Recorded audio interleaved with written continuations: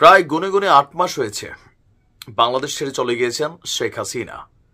এই মুহূর্তে ভারতে অবস্থান করছেন এমনটাই সারা পৃথিবীর মানুষ ভাবছে, কিন্তু মাঝে মাঝে প্রশ্ন তৈরি হয় তিনি আদৌ কি ভারতে আসেন কিনা। যাই হোক, তো সর্বশেষ শেখ হাসিনাকে দেশে ফিরিয়ে আনার জন্য নানান ধরনের আয়োজন, প্রতিবাদ, প্রতিলিপি, সরকারের কাছে বিশেষ বার্তা, আন্তর্জাতিক অপরাধ ট্রাইব্যুনালে মামলা দায়ের, ইন্টারন্যাশনালি আপনার ইন্টারপোল কর্তৃক রেড অ্যালার্ট জারি, নানান ধরনের অ্যাক্টিভিটিস চলছে।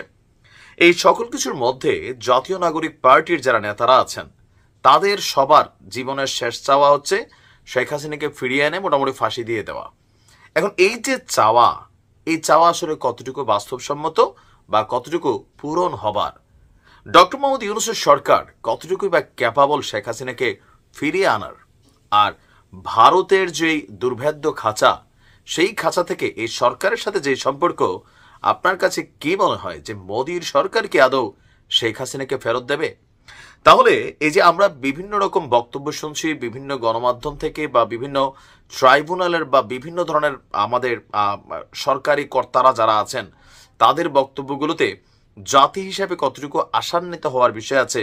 আবার শেখ হাসিনা যদি বাংলাদেশে ফিরে আসেও তাহলে এই দেশের পরিস্থিতি কি হবে?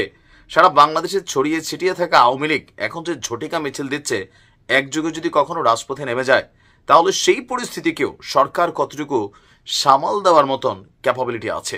নানান প্রশ্ন আছে যে আসলে কোনটা সম্ভব।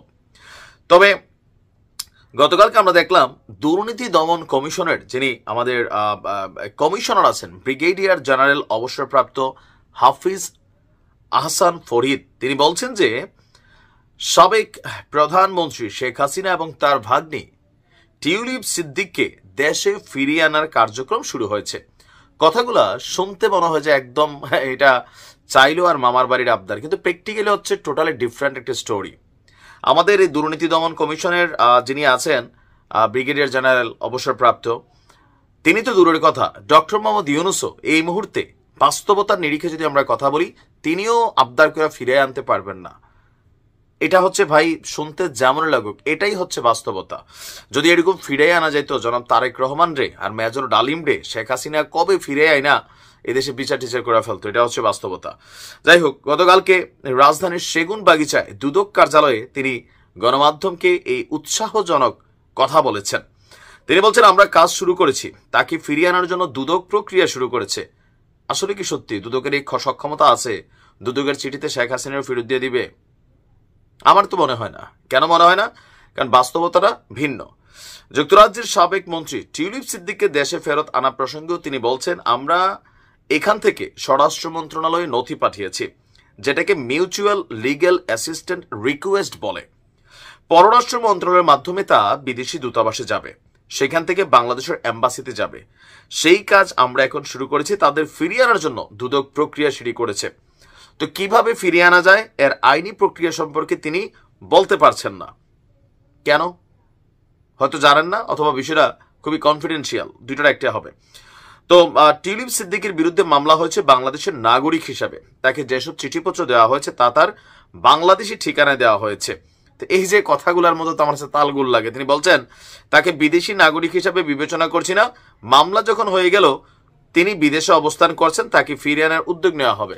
এখন টিউলিপ সিদ্দিকের বাড়ির মধ্যে কি কেউ থাকে? দুদক যে চিঠি পাঠালেও বলল না বাড়িতে পাঠাইছে, উনি থাকে ভাই যুক্তরাজ্যে, সেইখানে তার বাড়িঘর বর্তমান অবস্থান। বাংলাদেশে তিনি তো পার্মানেন্ট স্যাডেল ছিলেন না। তাহলে ওনার বাড়ির মধ্যে যে চিঠি পাঠানো হচ্ছে এই চিঠি টিউলিপ কি আদৌ পাবে? এগুলো আমার কাছে মনে হয় যে আইনের কিছু সংস্কার আরো দরকার। শেখ হাসিনাকে ফেরত আনতে রেড অ্যালার্ট জারি করেছে কিনা জানতে চাইলে ফরিদ সাহেব বলছেন রেড অ্যালার্ট নিয়ে আমার কোনো ধারণা নাই, এটি এখনো কমিশনে আলোচিত হয়নি। এটি আরেকটা হাস্যকর বক্তব্য।